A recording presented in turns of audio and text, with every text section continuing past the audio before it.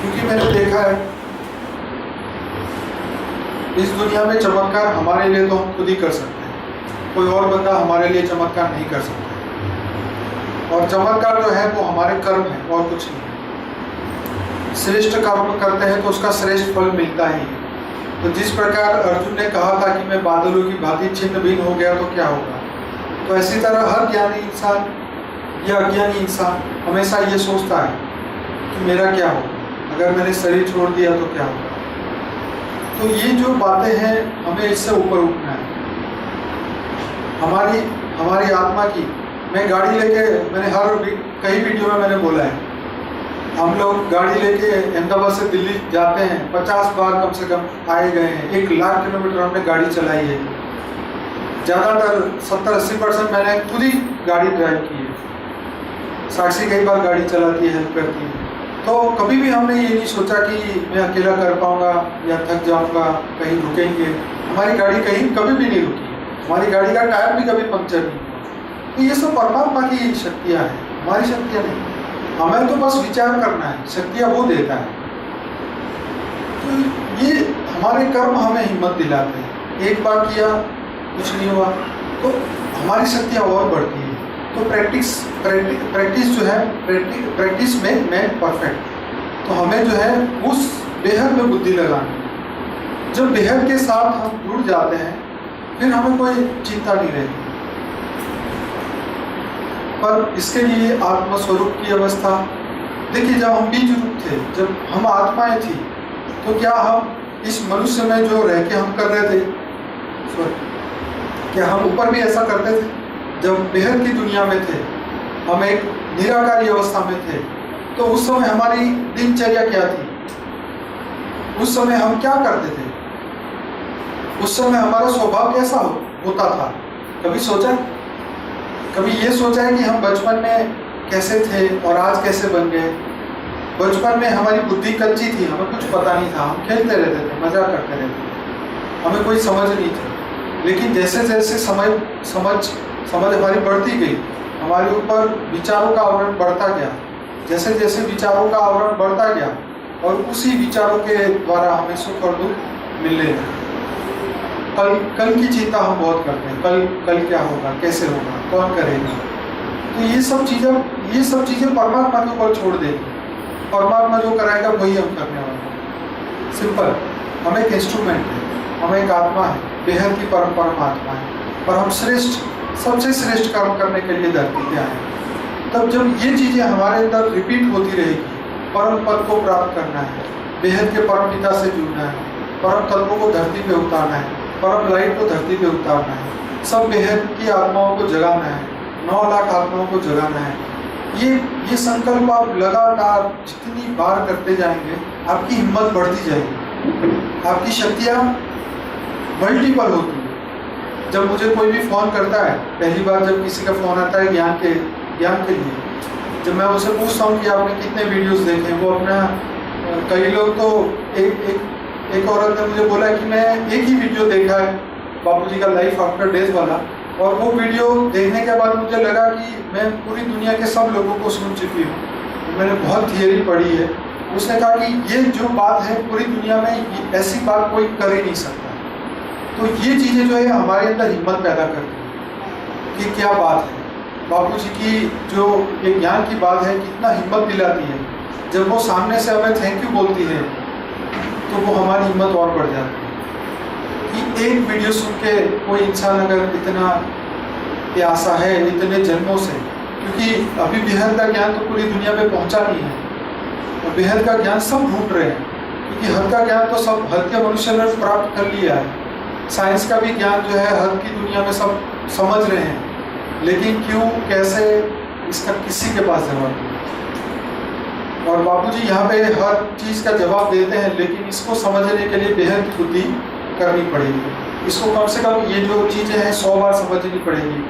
मैं खुद भी इसमें कई बार कंफ्यूज होता हूँ, कभी साक्षी से पूछता हूँ, नीरू दीदी से पूछता हूँ।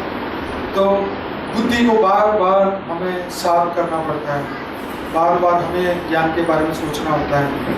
क्योंकि क्या होता है कि जब हम ज्ञान के बारे में नहीं सोचते हैं, उस समय हम किसी और के बारे में सोचते हैं। सिंपल है।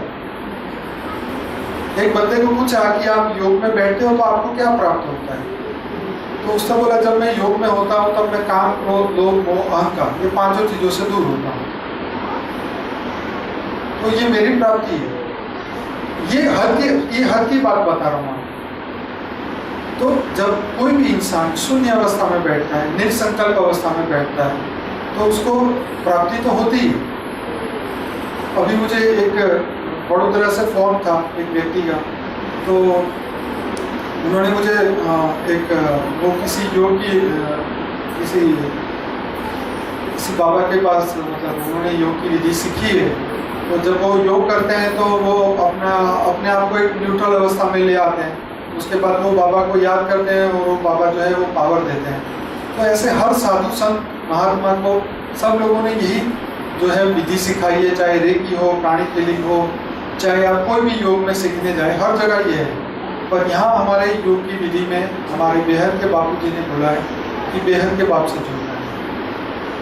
कोई शिव से नहीं जुड़ना, महाशिव से नहीं, परम महाशिव से नहीं, क्योंकि जब जजमेंट डे आएगा तो ये सब आत्माएं मुक्त होने वाली आत्मा है। क्योंकि इनफाइनाइट यूनिवर्स के अंदर आपने देखे कितने सारे मल्टीवर्स हैं, और हर मल्टीवर्स को बनाने वाले जो परम परम परम परम महाशिव है, एक के पीछे 500 जीरो लगाओ, इतने परम परम महाशिव है। इसका मतलब ये तय तो हो ही गया कि एक के पीछे 500 लगाओ, इतने तो व्यक्ति भी है जो उस कैटेगरी की आत्मा है, और वो भी यहाँ मनुष्य बनी हुई है। तो हम उससे जुड़ने की कोशिश कर रहे हैं, और अगर हम उससे जुड़ने की कोशिश कर रहे हैं तो हर के व्यक्ति को जुड़ोगे तो क्या मिलेगा? अगर हम इस ब्रह्मांड के शिव से भी जुड़ेंगे तो हमको क्या प्राप्त होगा? हम ब्रह्मा कुमारी में इसीलिए गए कि वहाँ पे शिव परमात्मा धरती पे आए और हमें शिव से जुड़ना है। ये हमने शुरुआत वहाँ से की। जब हमें बापूजी ने बताया शिव से नहीं महाशिव से जुड़ो, महाशिव से नहीं परम महाशिव से जुड़ो, जैसी जैसी चेतना का स्तर बढ़ेगा वैसे वैसे आपके कनेक्शन बढ़ते जाएंगे।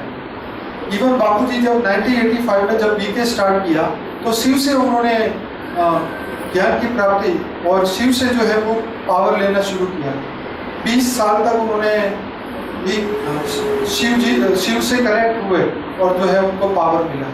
धीरे धीरे उनकी चेतना का अवस्था बढ़ती गई, उनकी धीरे धीरे चेतना का स्तर बढ़ता गया, तब उनके अंदर ज्ञान इमर्ज हुआ। तो बिल्कुल इसी तरह जब हम बीके में जाते हैं, चाहे कहीं और भी जाते हैं, चाहे हम साधु से संत से जुड़ते हैं, गुरु से, महाराज से, किसी से भी जुड़ते हैं, तो कम से कम उनकी चेतना का स्तर हमें प्राप्त करना है। फिर उनसे ऊपर की जैसे जैसे चेतना का अवस्था बढ़ेगी, अंदर से आवाज आएगा, अंदर से आवाज आएगा कि इससे आगे बढ़े, इससे आगे की दुनिया के बारे में अंदर से क्वेश्चन खड़े होंगे, अंदर से आवाज आएगी इससे भी ऊपर है। तो जो बेहद की आत्मा है वो कहीं रह नहीं पाएगी। जब मैं छोटा था तो जब बाबूजी ये सब बातें बताते थे, करीबन 2000-2001 की बात थी, कॉलेज में पढ़ता था, तो मैं बाबूजी को बोलता था कि बाबूजी तो उस समय से भी बहुत ज्ञान सुनाते थे। तो वो ऐसी मतलब ज्ञान की बातें थी, तो मैं बाबूजी को बोलता था बाबूजी आपकी बात समझेगा कौन? आप जो बोल रहे हो ये बात तो कोई समझ नहीं सकता। बाबूजी बोलते थे कि जो आने वाले जो बीज रूप आत्माएं होगी, आने वाले समय में आएगी, बहुत तेज होगी और वो सब जमीन फाड़ के निकलेगी। तो मुझे बहुत आश्चर्य होता था क्योंकि वो ज़माना अलग था, हमारी खुद की भी इतनी बुद्धि नहीं थी कि हम कुछ इस बात को समझ पाए। लेकिन जब हम इस बात को आज हम याद करते हैं तो बहुत ही हमें ये लगता है कि वो ज़माना कोई और था, ये ज़माना कोई और है, और साइंस के इतने साधन तरक्की हो चुकी है और आने वाले समय में भी इतने साधन और डेवलप हो जाएंगे। जैसे बापूजी ने बोला कि परम तत्व के कैमरा निकलेंगे जो पूरे बेहद की दुनिया को दिखाएंगे। हद की दुनिया तो हर एक ने देखी, बेहद की दुनिया के बारे में हमें और राज खुलेंगे। डे बाय डे, एक एक दिन जैसे जैसे आगे बढ़ता जाएगा, नए नए राज खुलेंगे, नई नई चीज़ों के बारे में पता चलेगा। तो जब जैसे जैसे बापूजी ऊपर से सिग्नल देते जाएंगे कि भी अब और राज खोलते जाओ, और राज खोलते जाओ, जिस दिन आत्मा का राज खुल गया, जिस दिन आत्मा का एक्सरे हो गया, जिस दिन आत्मा अस्तित्व है आत्मा का, ये सब पता चलने लग गया, तो उस दिन जो है हमारा ज्ञान पूरी दुनिया में, क्योंकि आज पूरी दुनिया में 50-60% ऐसे लोग हैं जो आत्मा के अस्तित्व को मना करते हैं। तो जिस दिन ये साइंस प्रूव करेगा उस दिन जो है सेकंडों में हमारा ज्ञान सबके अंदर आ जाएगा। क्योंकि आज हमारे डेली 80,000 मिनट पर डे लोग वीडियो सुन रहे हैं, बापूजी के वीडियो डेली 10 से 12,000 लोग जो है चैनल पे आ रहे हैं यूट्यूब में, और वो हर एक नई वीडियो देखे जा रहे हैं। लेकिन वो कांटेक्ट क्यों नहीं कर रहे हैं? क्योंकि वो अभी बेहद की आत्मा नहीं है, उनको प्रूफ चाहिए थोड़े से। तो वो प्रूफ जो है वो साइंस देगी। जो बापूजी ने, मैंने तो बापूजी को ये भी बोला है कि बापूजी आप हमें आने वाले समय में यहाँ तक बता दो कि मंगल में आज की तारीख में कौन से जानवर है, कौन से जो भी लाइफ यहाँ पे पृथ्वी पे है, अगर कोई और पृथ्वियों में, कोई और ग्रहों में जो भी है आप बता दीजिए। तो आने वाले समय में जो है लोग अपने आप, जब साइंस प्रूव करेगा तो फिर उन सबको पता चलेगा कि ये बापूजी ने तो पहले ये सब बातें बता दी है। तो बापूजी को तो ये सब दिव्य दृष्टि से सब दिखता है, पर ये है कि हमारे पास कोई दिव्य दृष्टि नहीं है, इसीलिए जो है हमें हर चीज को समझने में तर्क और वितर्क हमारे अंदर ही होते हैं। तो हमारे अंदर ही हमेशा से ये लड़ाई चलती रहती है, हमारे अंदर ही अल्टीमेटली होता क्या है, यू वर्सेस यू। माने आखिर होगा क्या, जजमेंट डे पे होगा क्या, यू वर्सेस यू। माने जब केस होता है तो केस में क्या होता है, केस में दो होता है, वादी और प्रतिवादी। तो एक तरफ आपकी गवर्नमेंट खड़ी होती है और एक तरफ आप होते हैं। पर यहाँ जब जजमेंट डे होगा तब यू वर्सेस यू, माने आप वर्सेस आपके कर्म। तो हर के कर्म आपके सामने होंगे और बेहद के कर्म आपके साथ होंगे। हर के कर्म आपके सामने होंगे, बेहद के कर्म आपके साथ होंगे। तो जिसका पल्ला भारी होगा जजमेंट उस समय उस तरफ जाएगा कि आप हद में रहेंगे या बेहद में जाएंगे, आपकी मुक्ति होगी या जीवन मुक्ति होगी। पुरुषार्थ आपके हाथ में है, समय आपके हाथ में है, घड़ी आपके हाथ में है। तो बुद्धि को भ्रमित ना होने दें। अगर किसी भी प्रश्न का जवाब अगर नहीं मिल रहा है तो भ्रमित मत होइए, ज्ञान के ऊपर शंका मत, क्योंकि ये ज्ञान ऐसा है, ये बेहद का ज्ञान है और बेहद के ज्ञान को समझने के लिए बेहद की बुद्धि चाहिए। तो जब हमारी आत्मा का स्तर, हमारी चेतना का स्तर बेहद में जब हम करेक्ट हो जाएंगे, जवाब यूं मिल जाए, किसी को पूछना भी नहीं पड़ेगा, क्योंकि ये तार्किक ज्ञान नहीं है, तर्क से ये ज्ञान नहीं समझ सकते। जब हम ब्रह्मा कुमारी में गए या हम कोई भी संस्था में ज्ञान के लिए जाते हैं तो हम कुछ क्वेश्चन करते हैं, उसका हमें आंसर मिलता है। शिव जो है वो धरती पे आए हैं, तो उस समय हम क्वेश्चन करते हैं कि क्यों आए हैं। हर एक आत्मा की ड्यूटी है धरती पे आना, अपने कर्म करना, क्योंकि शिव की रचना है, तो जहाँ रचना होगी तो उसका रचयिता भी पीछे ही आएगा। कृष्ण अवतार, विष्णु के इतने अवतार हुए, शिव के इतने अवतार हुए, क्यों किए उन्होंने? कच्छ अवतार, मत्स्य अवतार, इतने अवतार क्यों किए? क्या उनको शौक था धरती पे जाकर मनुष्य को बचाएं? ऐसा क्या उनको था, ऐसी कौन सा भाव था कि उन्होंने इतने अवतार धरती पे भेजे? राम अवतार, कृष्ण अवतार, शास्त्रों में देखिए कितने अवतार बताए गए।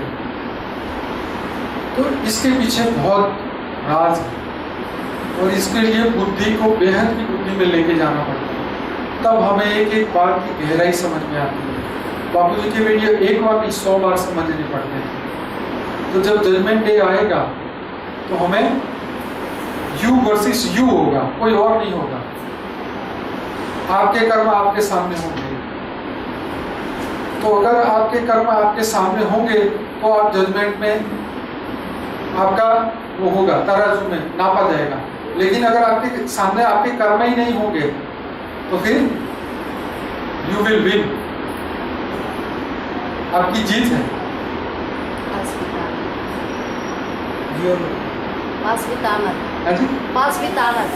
पास विथ ऑनर, सुपर।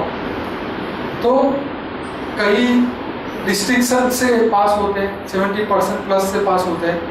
कोई फर्स्ट क्लास में पास होता है, कोई सेकंड क्लास में पास होता है, कोई थर्ड क्लास में पास होता है, कोई सिर्फ पास होने के लिए पास होता है। और कोई फेल होने के लिए फेल हो, 0 में पास फेल हो। तो जितने कर्म सामने ज्यादा खड़े होंगे उतने ही वो आपकी बुद्धि को खींचेंगे। देखिए कृष्ण ने, अर्जुन ने बहुत बढ़िया बात करी कृष्ण को,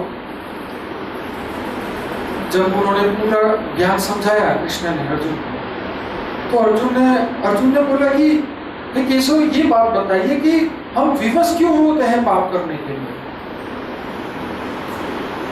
तो कृष्ण ने बोला कि विवश करती है तुम्हारी वासना, विवश करते हैं तुम्हारे कर्म। तो जो हमारे कर्म पिछले जन्मों के या इस जन्म के जो कर्म है वो हमें विवश करते हैं, वो हमारे सामने आते हैं, और जब वो सामने आते हैं तो हम उससे विवश हो जाते हैं और हम नए कर्म बना लेते हैं। जब कर्म अपनी सिचुएशन लेके आते हैं, चलते चलते चलते हम खड्डे में पैर मुड़ा गिर पड़े, तो अगर हमारी चेतना की अवस्था नेगेटिविटी ज्यादा है हमारी आत्मा में, तो हम गालियां बोलेंगे, भगवान को गालियां देंगे, जो सामने आएगा उसको गालियां देंगे।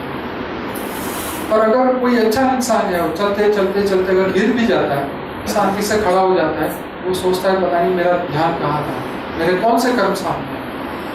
तो ये चीजें होती। तो हमें ये प्रैक्टिस करनी है कि हमारे सामने आने वाले कर्म को हम बड़े प्यार से हैंडल करें। हमारी जीत वही है, जो सिचुएशन आती है बड़े आराम से हैंडल करें, परमात्मा की याद में हैंडल करें। हर समय ये बात को याद करें कि हमारे जीवन का लक्ष्य ये नहीं है। चाहे वासनाएं कितना विवश करे आपको, कोई भी चीज की वासना, पर उसके अंदर हमें ढकना नहीं है। इसलिए जो ज्ञान की अग्नि है उसको चालू रखना है, वो अज्ञान को खत्म करेगी। और जैसे जैसे अज्ञान खत्म होगा, कोई भी सिचुएशन आएगी तो ज्ञान तुम्हारे सामने आके खड़ा हो जाएगा। जैसे सिचुएशन सामने आएगी, अंदर से आवाज आएगा, उसका सॉल्यूशन अंदर से आएगा, एक बार से नहीं आएगा। तो इस चीजों से हमें ऊपर उठना है। अब सभी आत्मा इतनी मैच्योर है कि हम ये सब बड़े आसानी से कर सकते हैं। बस उसके लिए करना क्या है, बुद्धि बेहद में लगाना। एक और बढ़िया बात कही थी, जो सामान्य मनुष्य है, कृष्ण ने बोला था गीता में कि जो सामान्य मनुष्य है वो विषयों का चिंतन करते हैं। तो जो विषयों का चिंतन करते हैं, चाहे चिट चैट करना, चाहे किसी की गॉसिप करना, किसी के बारे में अच्छा सोचना, बुरा सोचना, जो भी हम किसी के बारे में चर्चा करते हैं तो हम चिंतन कर रहे हैं। तो सामान्य मनुष्य की ये निशानी है। अगर आप सामान्य मनुष्य है तो आप भी ऐसा करेंगे। तो जो सामान्य मनुष्य नहीं है वो क्या करेगा, ये चीजें नहीं करेगा, वो विषयों का चिंतन नहीं करेगा। आपने कहीं देखा होगा कि किसी को ऐसी चटपटी बातें करने में बड़ा आनंद आता है, जो ऐसे एक दूसरे के बारे में बातें करके उसने ये कर दिया, उसने ये कर दिया, इसके साथ ये हो गया, तो ये चीजों का आनंद नहीं लेना, ये विकृत आनंद है। और विकृत आनंद जो है वो विकृत फल देगा। तो आनंद का फर्क हमें जान लेना चाहिए, हमें परम आनंद के बारे में सोचना चाहिए। आनंद के आगे क्या वर्ड लग गया, विकृत, और दूसरे आनंद के आगे क्या लग गया, परम। तो हम सब बेहद की परम परमात्मा है, इसलिए विषयों का कोई चिंतन नहीं करना। तो तत्वों की दुनिया से ऊपर उठने के लिए सबसे पहले बुद्धि को उठाना पड़ेगा। बुद्धि को कहीं भी लगने नहीं देना है। जहां बुद्धि किसी से जुड़ी, उसके अंदर जो पावर है वो तुम्हारे में ट्रांसफर है। तो इसीलिए बेहद के कर्मों के बारे में जानना, बेहद की ड्यूटी को समझना, और ये हमारी ड्यूटी है। आप सोचिए, मैं आपको एक एग्जांपल देता हूँ। अगर आप हर समय उस 8 घंटे के दौरान अगर आप परम आनंद अवस्था में रहेंगे, तो आपके अंदर से लाखों आत्माएं जो निकली है वो किस अवस्था को प्राप्त करेगी, परम आनंद। क्यों? क्योंकि उसको क्या मिलेगा, कहाँ से संकल्प मिलेंगे, उसके रचयिता से संकल्प मिलेंगे। अगर सूर्य वहाँ जब चालू है, सूर्य प्रकाश दे रहा है, तो धरती के मनुष्य को क्या मिल रहा है? विटामिन डी मिल रहा है, पावर मिल रही है, प्रकाश मिल रहा है। लेकिन जो घर के अंदर बैठे हुए हैं उनको कुछ नहीं मिल रहा है, बाहर जाएंगे तो मिलेगा प्रकाश। तो ऐसी तरह जो ज्ञान का प्रकाश है, जो परम तत्व का, बापूजी ने तो खजाने खोल दिए, इतना ज्ञान। 300 वीडियो जो सुने उसके लिए तो पता नहीं कितने 300 वीडियो पूरा करने में कितना समय चाहिए एक इंसान को, प्रॉपर समझने के साथ। ऐसा नहीं सिर्फ सुनना नहीं, समझने के साथ। तो ये खजाना है, ये खजाने को अपने अंदर अपनी आत्मा में उतार, क्योंकि आत्मा इसी कारण धरती पे आई है, ज्ञान की प्राप्ति के लिए।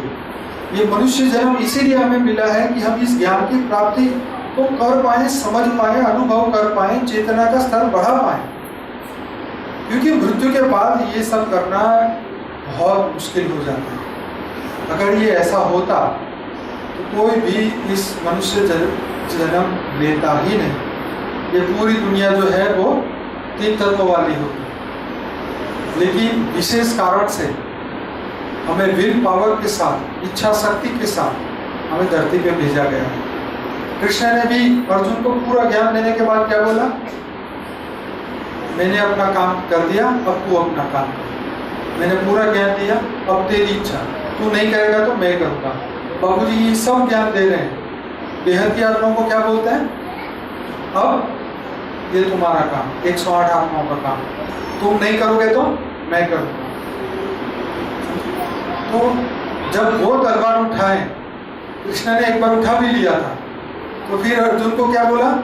अर्जुन को अंदर से आवाज आई, अगर इन्होंने ये साधन उठा लिए, अगर चक्र उठा लिया, अगर भीष्म पितामह को उन्होंने मार दिया तो लोग तुझे कायर कहेंगे।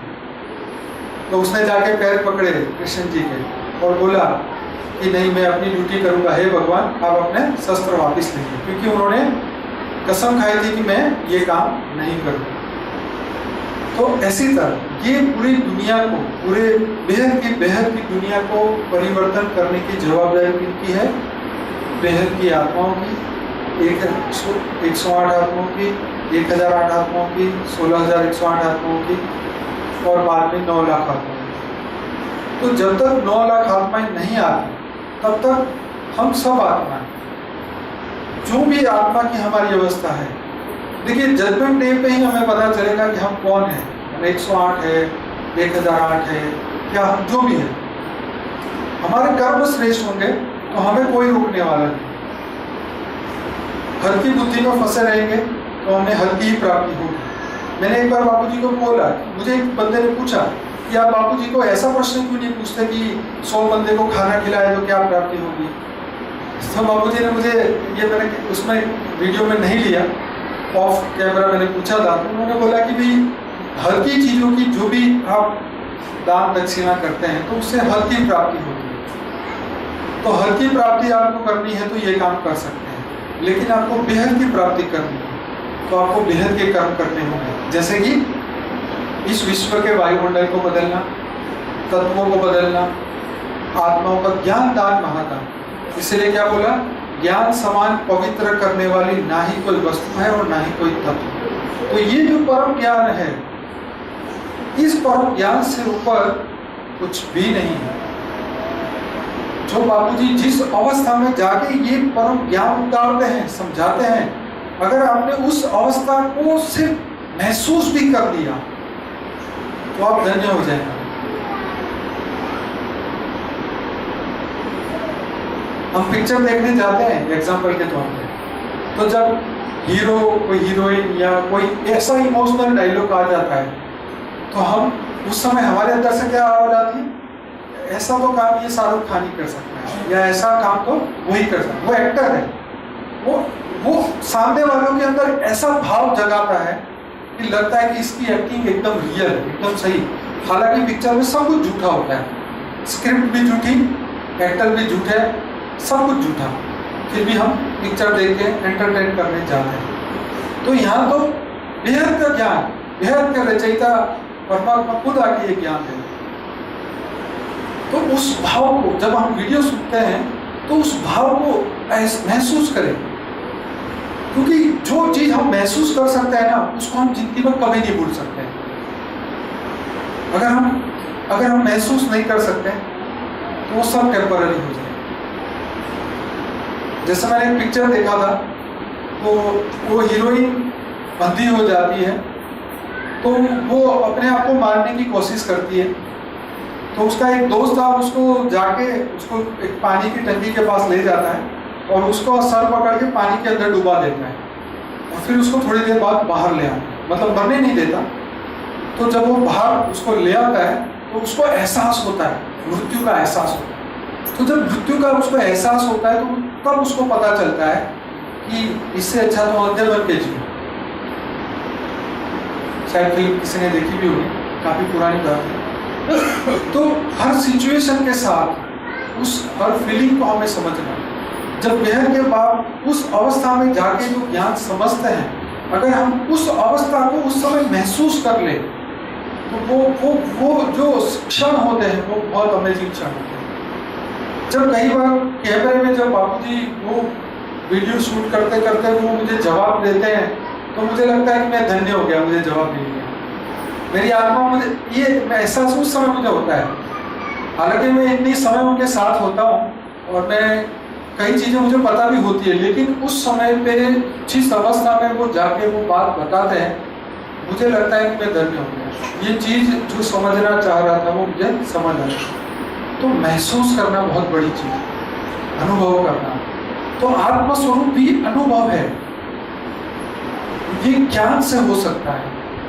ऐसे नहीं मैं आंखें बंद कर दूं, मैं समझ लूं मैं आत्मा हूं, मैं आत्मा हूं, मैं आत्मा हूं, ऐसा बोलने से नहीं होगा। ज्ञान को धारण करना, ज्ञान योग सेवा और धारण।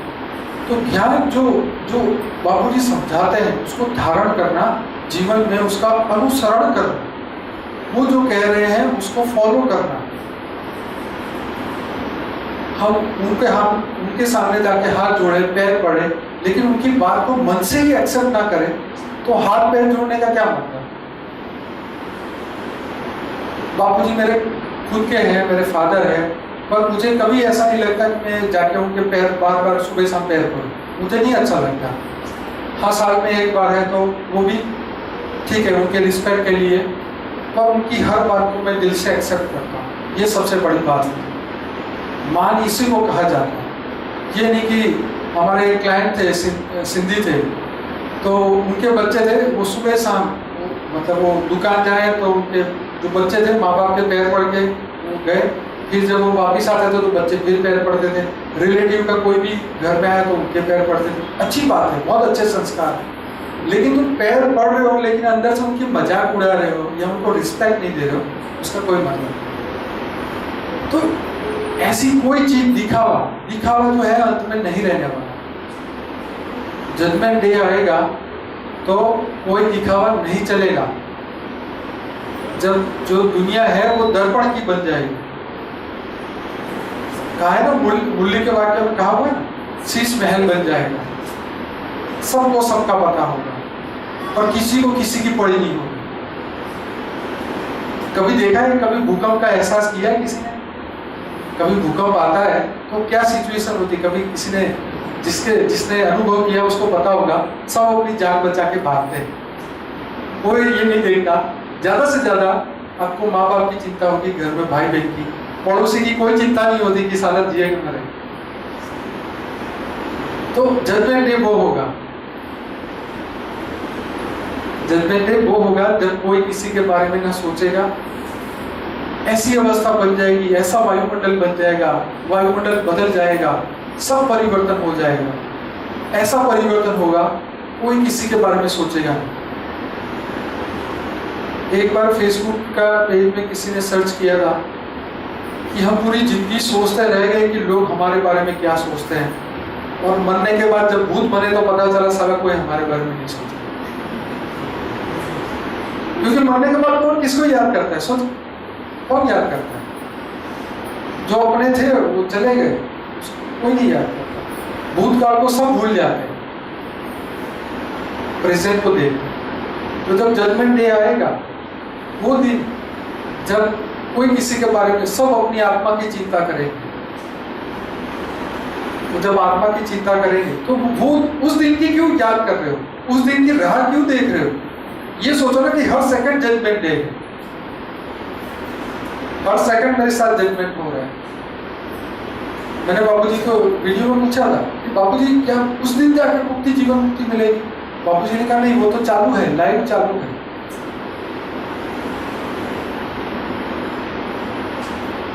शिव जो है महाशिव बनने की मेहनत कर रहा है, महाशिव परम महाशिव बनने की मेहनत कर रहा है। जो आप कल थे, जब आज ज्ञान धारण किया, आज आपकी चेतना की अवस्था में फर्क पड़ा, तो आप कल वाले नहीं हैं, आपकी अवस्था बढ़ चुकी है।